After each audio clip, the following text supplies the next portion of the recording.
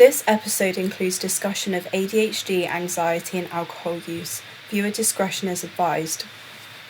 Hello and welcome to Extra Cover, the cricket mental health podcast, which interviews professional cricketers around the circuit about how they prevent and deal with hardships within the game. This podcast is brought to you by Not Out Mental Health, a brand which helps raise money and bring awareness to mental health charities within cricket. The podcast is also sponsored by CBM Cricket, who produce a great range of cricket equipment and bats. Extra Cover stands for the mental shield and extra support you turn to when going through hardships. In today's episode, I would like to introduce Rachel Slater, who has become a key figure for Yorkshire Women and has also represented Scotland women's cricket team on the international stage. She has been part of the winning World Cup qualifiers groups and will go on to play the World Cup T20 in England later on this summer. She is known for her ability to swing the ball. In this episode, we're discussing ADHD. This is a topic not openly spoken about enough in cricket, but has detrimental impacts behind the scenes. So Rachel, hi, how are you? I'm good, how are you? I'm good, thank you. How's your day been so far? It's been pretty chill, to be fair. Just got back from Thailand, so been a pretty chill one. Still a bit jet lagged, so I was up at about 5:30, but yeah, I've got a bit of time off now, so just relaxed. And how did the tournament go for you? Yeah, it was good. A little bit disappointing in the end, results-wise, but it was a really good month. Never been to Thailand, so it was really nice and nice to actually be able to explore a place as well outside of cricket. So yeah, it was really good. Had a really good time, but a little bit disappointing in the end. Yeah. With how it ended, but no, it was really good. Yeah, and then a couple of weeks off now, and then into the next winter block with Yorkshire. Yeah, so I'm actually going away again at the start of January for the World Cup qualifiers with Scotland. So Exciting. so yeah, I'm back for maybe 3 or 4 weeks, and then go again. So probably chill for a couple of weeks, train for a couple of weeks, and then go away again. Yeah. And what do you do to regulate yourself during all that travel? I think it's hard. It is definitely, especially because you tend to be away for kind of 3-4 weeks at a time. It is difficult, but I think making sure you have time for yourself and you're actually prepared for what you're going to go into. I think sometimes when you go on those tours and you don't prepare for it, that's when it gets really draining. So just knowing in advance that I need time to myself, I need to have time to relax, and taking care of things like my nutrition and recovery around games as well, and not just staying locked up in a hotel, trying to get out and see the place that I'm in. I think helps massively, but definitely kind of finding time to myself. I think because you quite often got a roommate on tours, you're sharing a room with someone, so again it can get quite difficult, but yeah, I think I've gotten a lot better at that as I've kind of done it a lot more. Of course, yeah. That sounds really exciting though, the next couple of months, just busy. No, I'm really looking forward to it. Again, in Nepal, I've never been to Nepal, and it's probably not somewhere where I'd go on holiday to, so very lucky that we get the opportunity to go to those places, and it's another long tour, so I am really looking forward to it, and obviously playing to qualify for a World Cup, for us it doesn't get much bigger than that, so I'm really excited. I think coming back off this tour, I do feel ready to go again, so it's exciting. Yeah, nice. So today we are here to talk about your experience with ADHD and cricket. I know you've been quite open about it in the past. Just to begin, what is ADHD to you, and what does it mean to you? I think it's weird. I think my perspective of it has changed massively. Even just the last few years, I was diagnosed with combined type ADHD in 2022, I want to say, so I was 21, and I'd never really been aware of actually what ADHD was. I think I always thought it was hyperactive boys at school who were always bouncing off the wall, so I never really considered that I might have ADHD. And then when I kind of got diagnosed and it got explained to me, obviously for me it kind of opened my eyes to that a lot. And I guess, yeah, I've been quite open with it because I kind of want to share that with other people and give people education on it, and it'll help like my friends, my family understand it and understand how to deal with it, and the same for like other people who might have ADHD. But I think with myself having combined type, it is a little bit like all over the place at times, like kind of feel things and like live my life in the extremes a little bit in terms of like it's either very like high energy and everything, or like zero energy and whatever. I found like not always a lot in between, and it's the same with like my interest in things, like my commitment to things. It's like very one end of the spectrum or the other, and I guess that's kind of where the combined type comes into it, is that you get both sides of that, and it's just kind of trying to find a balance of it. So that's probably how it is for me, I'd say. Yeah, and like you say, like stereotypically it's very much viewed as a naughty boy syndrome. How did you come about diagnosis? So I was, it'd be like 2022-ish.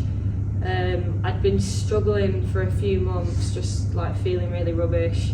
Kind of felt just in a bit of a rut, like really wasn't enjoying my cricket.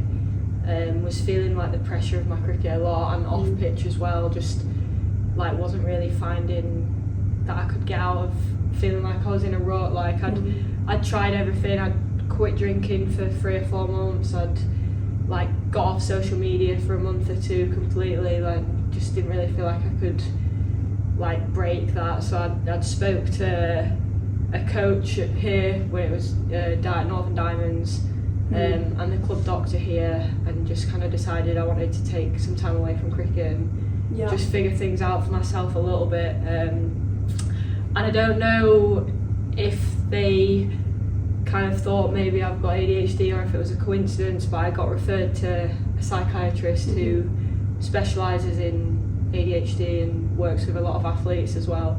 And literally within my first 20 minutes of seeing him, he suggested that I get tested for ADHD. So I don't know whether it was just a coincidence that that's who I saw or whatever, but and then from there it was pretty straightforward again. Like very lucky with cricket that we get access to that privately, and sped up the process. And about like I think 2 months later I had my assessment and was diagnosed.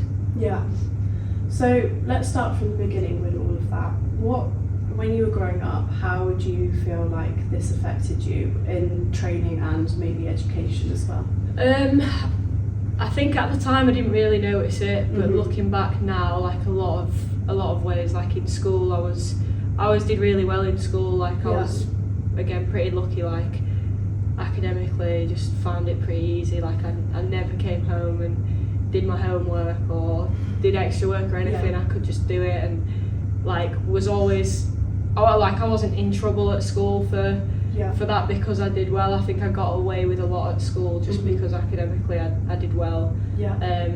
But like never really did any work outside of lessons or in lessons, to be fair.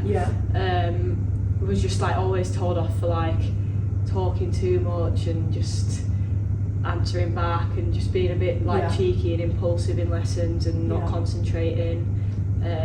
But like nothing major, I think, because I actually did pretty well.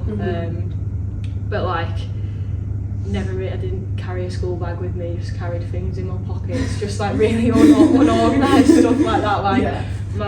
Like my planner, like my diary thing in my inside blazer pocket, and pens and stuff, like really unorganised and stuff. And then in cricket again, just like I would have never picked up on it at the time, but just quite unorganised and a bit like scatty with things just all over the place, like very up and down, and like I feel like always had like quite a lot of potential, but just sometimes like didn't apply myself or stuff like that. Didn't really concentrate too much, but I actually found like sports a bit easier with that, just because I think it was probably like an outlet for me, like energy wise. If I felt like I had all this extra energy, like being able to go and run around, and like I played a lot of football growing up, I actually found like I got on a lot better in environments like football and cricket rather than at school or socially. Just because, I feel like now in hindsight it probably was like a big outlet for me and like my undiagnosed ADHD. But yeah, definitely growing up was just like very unorganised. Like my mum and people always used to like say I was just an absolute scruff, like didn't really take care of myself, just like I feel like now looking back it's so obvious. But yeah, like at the time obviously I was very unaware and so were the people around me, so yeah, would have never known at the time.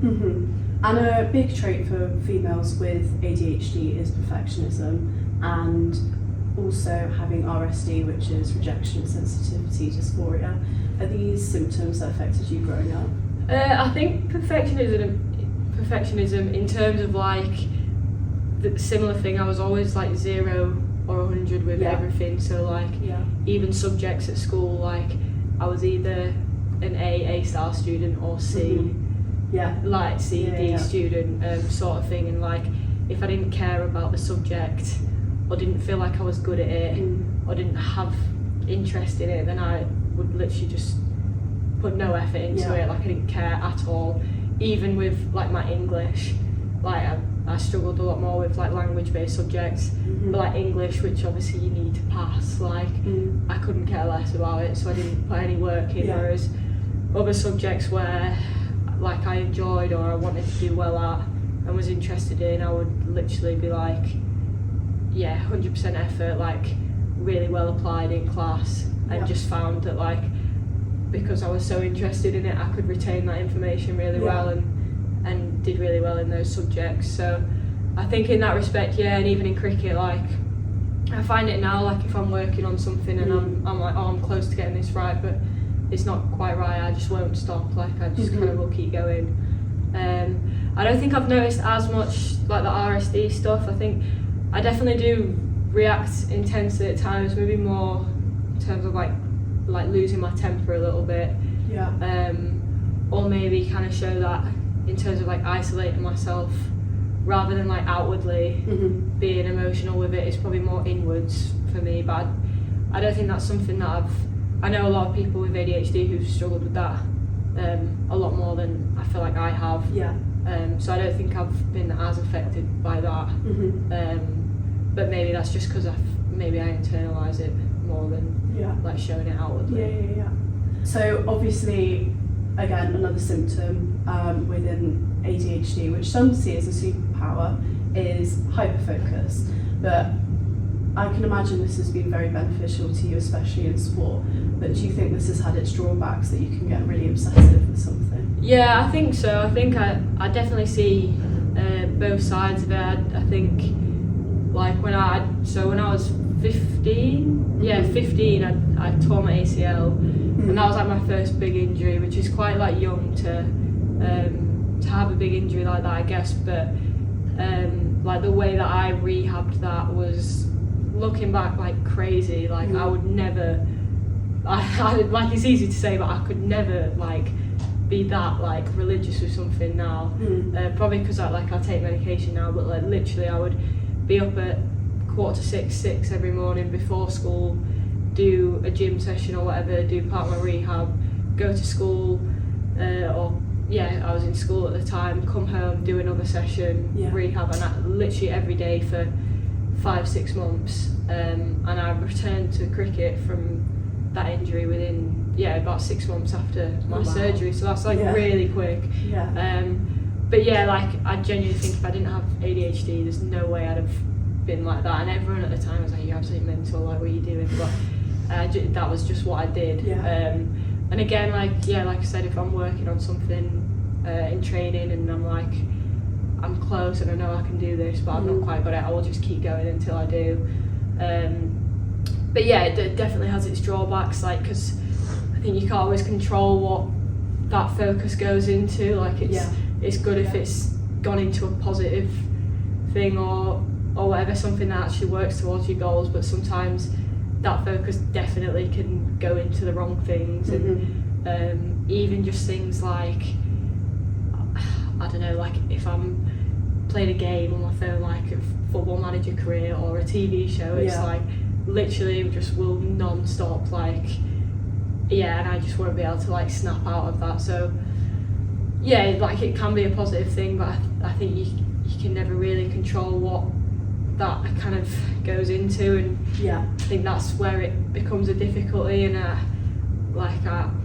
know a lot of people would say it's a superpower, but like for me, I could never sit and say that like my ADHD is a superpower, because I think it has affected me in such a negative way overall, potentially just because I was quite late diagnosed, but I think for me overall across my life, like it's been so detrimental to me in a much bigger way than it's been positive. So there's definitely some positive elements to it, and I can see how that could work, especially with the right support and treatment for it. But for me, I think because I was not diagnosed till later in life, it's definitely been a lot more detrimental. Yeah, and as you say now, you're medicated, but before you were diagnosed, obviously you wouldn't have been offered that support, and you wouldn't have known that support was available to you. Were there ways that you self-medicated instead? I think, to be fair, since I was about 15, since about 15, like I was diagnosed with depression and general anxiety disorder, and panic disorder. I struggled a lot with panic attacks. So obviously now looking back, that was probably all signs of like having untreated ADHD. So I actually used to do like counselling and therapy since I was that age. So it wasn't like I was completely untreated. But yeah, I don't think it was.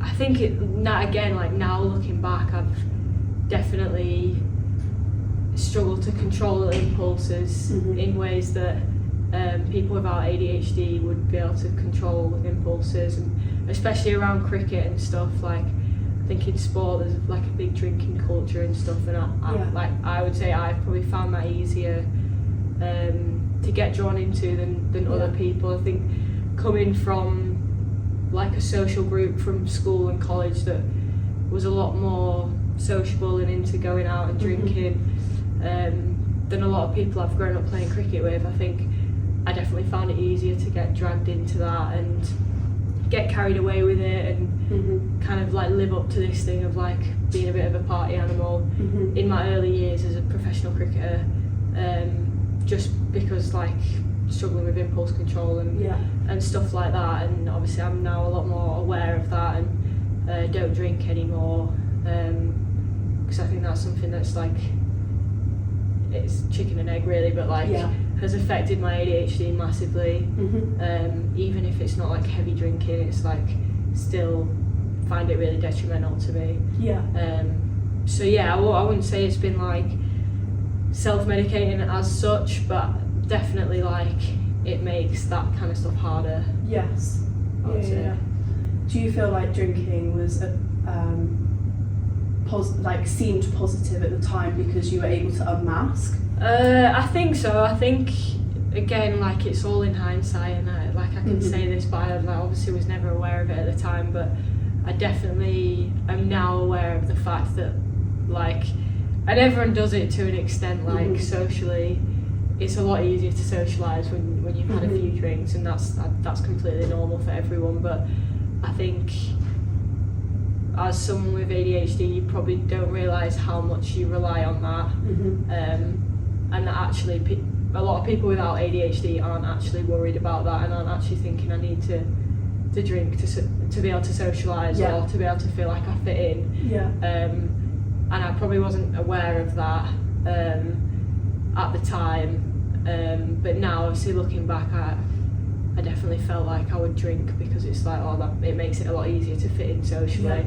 And now I realise that's like obviously a big thing to do with ADHD. And yeah, it does, like in the moment obviously it feels like a good thing because whatever, but then it is, especially when you struggle with impulse control, it is quite easy to get carried away and stuff like that. So in the moment obviously it felt like a positive thing, but like again looking back, it's easy to say in hindsight, but I can definitely see kind of the cycle of how that is detrimental to me. Yeah, and when did you realise that this was something that you needed to work on? I think probably for the past, since I spoke about in 2022, I've kind of been on and off with drinking a lot. Like I'd do a couple months off drinking and be like, oh, this, because it's funny, like I would always be like, oh, I feel like I need a bit of a break from drinking, like I've been out a lot, like I'm just feeling a bit all over the place. So I would do it for, I don't know, 6 weeks or whatever, and feel a lot better, and then be like, oh, okay, everything's fine. And just kind of repeat that cycle a lot over the past few years, until probably after the World Cup last year, so October 2024, 2025 now, that was probably the time where I was like, I'd had quite a big summer of drinking, like been away, like had a really good year in the 100, was having a really good year with diamonds, qualified for the World Cup for the first time, and just like socially was going out a lot, and drinking a lot, and at the World Cup again kind of just got into this mindset of like, oh, first ever World Cup for Scotland, like don't matter what happens, like, I'm just gonna have the best month of my life. And obviously it wasn't the best month of my life because we got battered every game, so like you're never going to enjoy that, even if you know that's going to happen, or if you think that's going to happen. Like it was rubbish, and then was like, oh well, we'll just have loads of fun off the pitch, and definitely drank a lot too much during the World Cup. And so it's probably coming back from there where I was like, oh, actually I kind of see the cycle that I'm going through, of like, oh, feeling like I'm socialising and drinking too much. And it's not necessarily like a comparison to other people, because I probably wasn't drinking more than a lot of my friends who don't have ADHD do. But I think for me, someone with ADHD, like how detrimental it is to my mental health, my physical health, to just my life. I was like, I need to kind of get this under control, and just like there's not really any positives for this, just because it makes me feel rubbish. I don't really enjoy it for very long. And it was after the World Cup I kind of was like, I'm gonna stop drinking, and I have drank since then, like big occasions and stuff like that, things get in the way, but definitely like long term the goal is for me to like not drink at all. And I feel so much better for it. Like, I wouldn't say I felt horrific, like I wasn't like, oh my god, I'm ruining my life, I need to stop. It like, it's probably more of a thing of like, after I've stopped, I've been like, oh, I feel so much better for this. Like my ADHD is so much more under control. Like my physical health is so much better. I'm fitter, I'm stronger, less injury prone than I've ever been. And just everything in my life just feels a lot calmer, a lot more controlled. And I think as someone with ADHD, like I never considered like how big an impact drinking and socialising, because it's not just the drinking, it's like the socialising as well, like how much of an effect negatively that has on my ADHD until I stopped.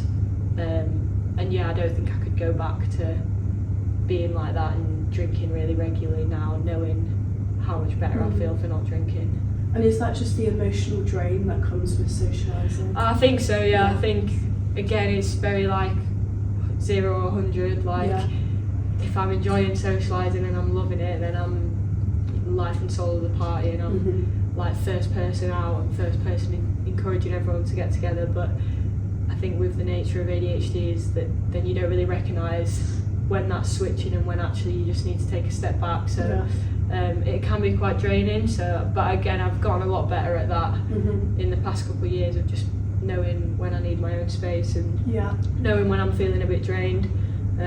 Because I think, like you probably know yourself, like as someone with ADHD, like socialising is probably a lot more draining than it is for people without ADHD, and it's just like little things like that that people probably don't realise. And like I probably didn't realise even when I first got diagnosed that I've had to kind of learn, and because I've like actually tried to understand it, I've learned quite early, and it's like small changes that have actually made a big difference. Yeah, I notice even on like sober events, if I'm around people for more than like 3-4 hours, it could take me a whole day to recover from that. Yeah, like times. even there's been tours where like certain countries you can't bring more than a certain amount of medication in. So if I've had too little and I've not taken my medication one day, like I would go on a tour down to breakfast in the hotel and I'd sit with everyone in the team for an hour at breakfast,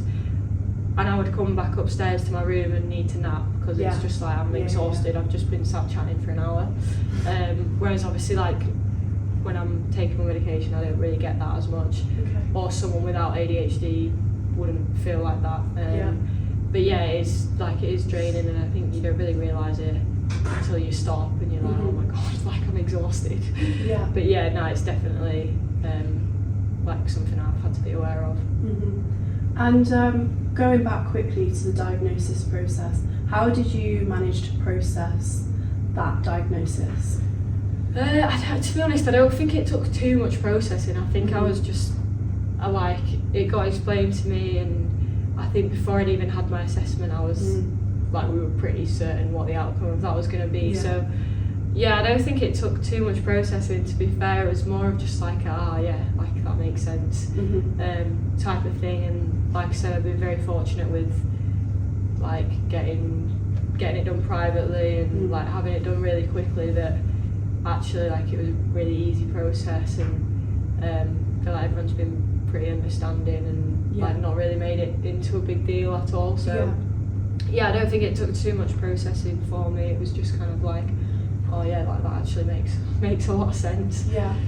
And taking time out of the game around that time, did you receive external support from the PCA or? So I got support from the club, so from Yorkshire, or the Northern Diamonds at the time, and yeah, the PCA offered the support, and I kept in contact with my PCA rep as well. But at the time, it felt like having just one like mode of support was the best option, rather than like trying to see 2-3 different people. So I didn't actually go through the PCA, but they were definitely there if I needed them to, and I was very aware of that. But yeah, I got support through the club. In the past, you've spoken quite candidly about your anxiety, especially during the early stages of your career. Unfortunately, you experienced panic attacks during and around game times. And do you think this was a direct effect of professional sport or ADHD? I think probably more the ADHD. I think probably when I struggled with panic attacks, it was when I was a little bit younger, so kind of probably just before I was playing professional cricket. So that was probably like more like top end of my county age group stuff, so like 17, 18, whatever. But yeah, I think definitely a bit of both. Like at the time, had a lot of injuries. Like obviously said I did my ACL. I had ankle surgery pretty quickly after that. Like the anxieties that had kind of come with that definitely played a role in it. Was kind of getting to the point where it was like, oh, like what am I gonna do after when I turn 18, 19? Is cricket an option for me? Like was kind of doing my GCSEs at the time. Yeah, GCSEs at the time. So it's just like a whole lot of different stressors, I would say. And yeah, like I said, I was diagnosed with panic disorder and general anxiety disorder. But like a conversation I've had a lot since being diagnosed with ADHD is that was probably actually my undiagnosed ADHD, and then just like not knowing how to deal with that, and then just kind of spiraling and feeling really anxious, and like a lot of the symptoms overlap, and then it kind of escalates into a panic attack. Like that happened a fair bit, like when I was in sixth form, and yeah, a couple of times in games when I was like county age groups. So I think probably a lot of that was just like ADHD and not knowing how to deal with that, because even since I have been a professional cricketer, and like the taking time out of cricket like was definitely down to anxiety, but I guess I probably knew how to deal with it a lot better, and like I still struggle with performance anxiety and stuff now, but because my ADHD is under control and a lot better managed, like it doesn't quite escalate as far because I know how to deal with that and I kind of know what it is. But yeah, I think it was probably more like a product of being undiagnosed ADHD. Yeah. And what have you adopted to help you manage that in game time?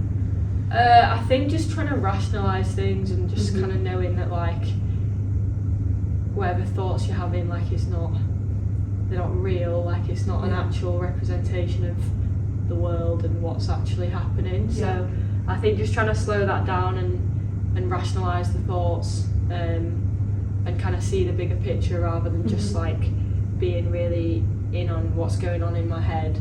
And I guess just like breathing techniques and just trying to take myself out of my head and just like into the real world. But yeah, I've definitely gotten a lot better at that, and I think even just like preparation, like being more prepared for games helps. So I think in the past I would just kind of rock up and just be like, well, like when I wasn't diagnosed, I'd just rock up and hope for the best, really, like pretty unorganised. But I think now like I go into games and training like a lot more prepared physically, mentally, which makes it a lot easier to deal with and just makes everything just feel a lot smoother.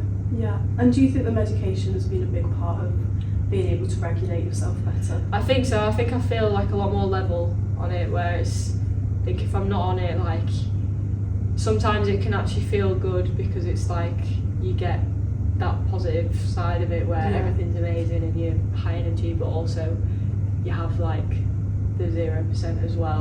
Whereas the medication, it's just kind of brings everything a lot closer together. So I definitely feel a lot more level and like I can think about what I'm saying and say it rather than just saying and doing. Like I actually just feel like I feel pretty level on the medication, so it's definitely helped a lot. Yeah, and a side effect of ADHD medications is suppressed appetite, and obviously nutrition is so important to professional sport players, well anyone, but especially you when you're doing so much exercise. Has this been an issue for you when you've gone on medication? Yeah, I think especially the first few weeks, I found like I lost quite a lot of weight the first few months of being on medication, just because it took me a while to realise. Again, I was just like, I just hadn't really felt like eating, so I was probably skipping a meal a day. And then when I realised, I was like, it's probably from the medication. And even now I do struggle with that a little bit, especially in hot countries. Like there's been a few tours where I've really struggled, just because it's kind of like that middle of the day period. Like breakfast I'm fine, dinner I'm fine, but like lunch sometimes I struggle to eat consistently. So like that's probably hard enough when you're playing in the UK, but when you're in a hot country and it's 30-40 degrees, like it is really hard. So I have had a lot more conversations about that in the last year, just as I've become more aware of it. But that is something, that's probably one of the biggest things day to day that I have to manage with my ADHD at the minute, like on my medication, is just making sure I'm eating enough, like probably more like eating little and often during the day rather than trying to get a big meal in, because it can be quite difficult if I'm struggling with that. But I feel like I've got a pretty good system with it now, like I'm in quite a good routine, and I know what works for me, so I don't find, like in my day-to-day life at home, I don't find I struggle with it as much, but it's probably more like when I go on tours to hot countries and if your games are in the afternoon and like your eating times change, or like in the heat it's a bit more difficult to eat, or like you're not in control of what you're eating because everything's provided. That's probably when I struggle with it more, but again, like the more I do it, the more tours I go on, the easier that gets to manage. And do you think sometimes like anxiety and stress can suppress your appetite anyway? I think so. I think I know like people struggle to eat before games anyway, just because they're feeling a bit anxious and stuff. So So yeah, definitely I think that also affects it, but I think it's like maybe if it was just one of them, it would be a lot easier, but I think like the added of both does make it quite difficult at times. So you've signed on a 3-year deal with Yorkshire, and obviously this year you're now going into Tier 1. Yeah. How are you feeling about that transition? I'm excited, to be fair. I think like a little bit nervous. I think we all are a little bit, and it's kind of just obviously we know what we're going into, and we know the people and teams we'll be playing, but it is a little bit of like the unknown. Even though it's only been like a year of Tier 2 cricket, like it feels like we're going into the unknown a little bit, but it's exciting. I think we're ready for the step up, and I think everyone is really excited for it, but I think there's obviously like nerves around as well. Yeah. What was kind of the key message to you guys going into a Tier 2 season last year? I think it was seen as like a development season or whatever. Again, it was kind of like going into the unknown. I think we obviously wanted to go in there and win as many games as possible, and win 2-3 trophies with the FA Cup type thing as well. So I think we went into it wanting to win as many games as possible and stuff like that, but at the same time it was a very new team and a very different team, with changes and kind of people coming in and out at times in the season, and weren't really sure what to expect from Tier 2. So a lot of the messaging from the staff and the coaches was just like focusing on our processes and what we're doing, and kind of trying to improve every game and build towards obviously going into Tier 1 this year. We tried to kind of, I think the coaches definitely tried to keep it like process driven and just trying to be better every game, but at the same time it was, we wanted to go in and win as much as we could. So it was a bit of a balance. Yeah, and how do you personally go about like pre-game routines? Do you like knowing what you're going up against the next day, or do you like just turning up on the day clear head? No, I think I like knowing to an extent. Like I'm not someone who sits and does like loads of analysis and like different plans to different batters or whatever. Like I keep it very simple. Like my plan is my plan, and will be my plan to any batter in the world. And like I'd back myself to do that against anyone, so I keep it very simple from that perspective, but I do like to know and be prepared of like they're going to open with this and this, or these are the batters that they've got, this is probably what they're going to try and do, but that's about it. Like I don't like to look too much into it, but I also don't like to go into it like not knowing at all, because I think that can be quite anxiety inducing as well. Yeah, and does that change between formats for you? No, I don't think so. I think again, like I said, like my plan is my plan regardless. So I think like what I'm trying to do maybe changes slightly between formats, but like my routine stays the same, I'd say. Yeah, especially going into a Tier 1 season this year, the schedules can be crazy.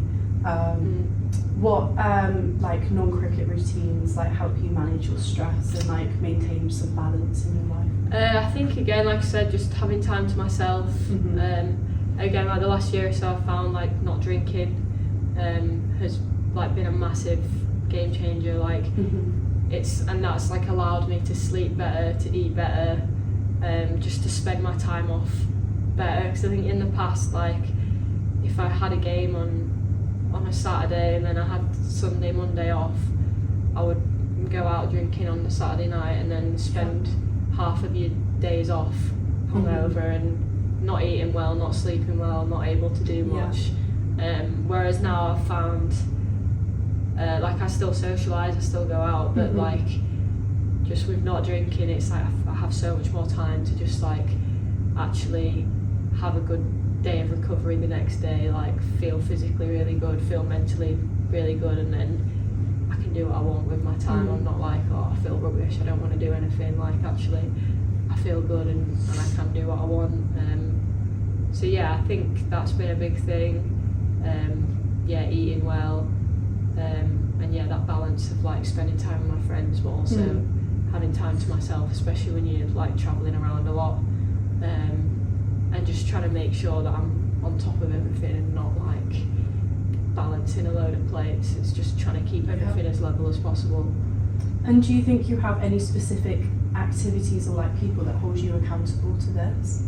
Yeah, I think so. I think like just in general, like my friends do, I would say, and like activities wise, I would say just it's just like routines. Like I know in the morning like what my routine is, and like I'm quite strict with that and try and do the same things every day, so I know that like if I've recovered really bad or if I've gone out and whatever, like I'm probably not going to do those routines and then it sets me up badly for the day and stuff. So yeah, I think probably the main person, like I hold myself accountable to it mainly, but I think at the same time, like as a team, as teammates, like you kind of hold each other accountable to that, and you get to know people and what they need and what works best for them, so it kind of works both ways in that, like, you know, like my teammates can help me with that, and I can help them with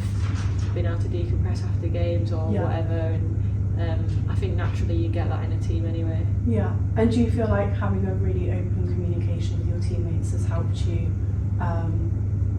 stay like in a positive mindset? Yeah, I think so. I think like even if we're going out socialising, like I'll just say, oh, I'm not drinking. Yeah. And then it's like everyone's like, all right, Pez. Yeah. And then it's like, and it's not a big deal at all. Yeah. It's not like, it's not a massive thing. It's just for me and like for my ADHD, for what works for me, and especially as a professional athlete, like that's how I will get the best out of myself. So that's what I want to do. But yeah, I think even just with my ADHD, like I think as a group we're probably in a unique position at Yorkshire where there's quite a few of us who have ADHD, so it is something that gets spoken about a lot, like but even so, like even at Scotland where there's not as many people, or I don't know if there's anyone else, but like I'm very open with it. I talk about it a lot, and like to the point where the girl that I room with on tours with Scotland, like she now can tell if I've forgotten to take my medication. And like it happened on this tour recently where I was just being like all over the place and like halfway through doing one thing and then went and did something else and then was like, oh, what was I doing? And Hannah, my roommate, was just like, you've not taken your medication today, have you? I was like, oh yeah, no, I haven't. So it's like I think that helps, like just communicating helps with stuff like that and helps people be a bit more understanding with it and facilitate it. Because I don't think I could expect my friends and my teammates to understand it and to help me if I didn't tell them, like they're not mind readers, do you know what I mean? So like the communication has been a big thing, and again, like the longer this has been going on, like the better I've got at it, and the easier that's become, but I think that's been really important. Yeah. And that must actually ease your anxiety, that you know that there are people around you that understand you and see you as definitely. I think especially in this group, it's like it's a bit mental at times, but it's great, and it's so like inclusive, and it's like so many different personality types, and I think it is very nice to be in an environment. And it's the same at Scotland as well, where you feel like you can communicate openly and you just accepted no matter what. And I think like even if you take cricket out of it, like in any environment in life or cricket, that's like all you really want, isn't it? Is just to feel like you can be yourself and fit in, like so I think that definitely helps. And obviously you're primarily a bowler, but you have obviously had some really good innings with the bat. Is that something that you want to push on to? I think so. Like I want to be an all-rounder, like I don't want to be like a one skill player, and I think I'm definitely capable of doing that. But it's like I work really hard on my batting. I have done in the last couple of years, and it can be difficult when you don't get that much opportunity, but I've just kind of tried to have a real focus on when I do get an opportunity, and when like a situation comes up where like it really suits my strengths, then just to like really take advantage of it and just be pretty ruthless with it. And I actually think I just keep like my batting really simple, but like a lot more simple if I keep bowling. So that's probably actually been why I've been a bit more successful recently. Yeah. With it just being really simple and confident with it. But no, I'm enjoying that, and hopefully it's kind of just like the start of it. Because I definitely do want to establish myself as an all-rounder. Yeah, and how do you think your ADHD affects your ability to switch between these roles? I don't know, I haven't actually thought about it too much, to be fair. I think, like I said, I definitely keep my batting a lot more simple. And like with batting, it's just my game plan is if it lands there, I'm going to hit it there. If it lands there, I'm going to hit it there, and it literally is that simple. And I think probably as someone with ADHD like that, that is what works. Like I don't know about you, but like I find we almost work better when I'm not thinking. So the thinking is the issue. Which like with bowling, like I think because that's like my main skill, and I've always done that. I find it so easy to like overthink and get in my head with bowling and overcomplicate it. Whereas because batting's a little bit newer to me, like I keep it very simple, and actually I think that's probably something that I'm trying to bring into my bowling as well. Is just like almost the less I think, the better I am, because it's just I just do. Instincts. And if like, especially when I've worked hard and trained a lot, I know my instincts are right. So just being able to trust that, I think is very beneficial. So I think actually it's weird that I'm trying to incorporate more of my batting into my bowling in terms of how I approach it. But I think that's just how it's panned out. And then thank you for your time today. We just have a few more questions just to wrap up. Young cricketers watching this with ADHD may feel that disclosing that they have it may be seen as a weakness, or they may be seen as different. What advice would you give to someone about being open and managing their performances and mental health? I think I definitely understand the concerns that people might have, but I think it is a point of difference, but that's not a bad thing. I think it's become a lot more normalised, and a lot more people are speaking about it now, and actually, like I said earlier, there are parts of it that can benefit you, and if your ADHD is like well managed and treated, there's no reason why it would stop you in high performance environments, and actually you can use it to benefit you and use that point of difference like for your advantage. So I think like any kind of concerns about that, like as soon as you start like speaking to people about it and be open and communicate honestly about it, you actually realise that it's really not an issue. And then finally, a question we ask all our guests: what is your extra cover when you're going through all the issues that we've discussed in this episode?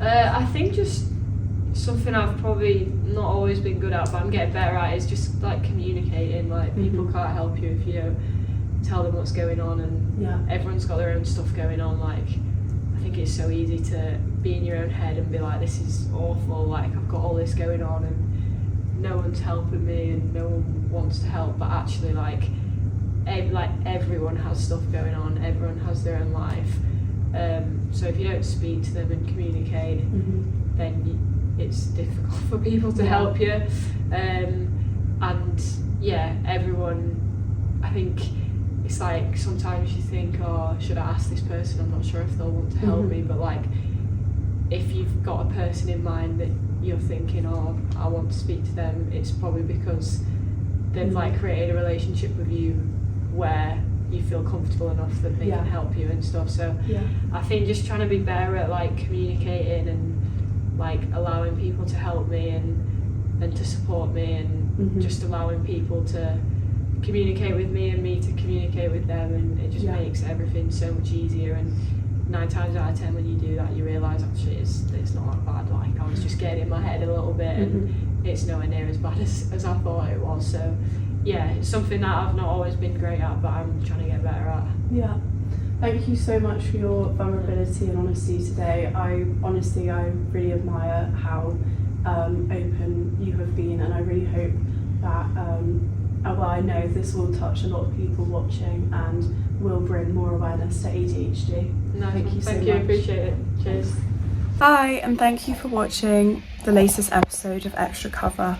You can help support the fight against mental health and prevention and support for players by purchasing an Extra Cover t-shirt on our online store. The link will be in the description.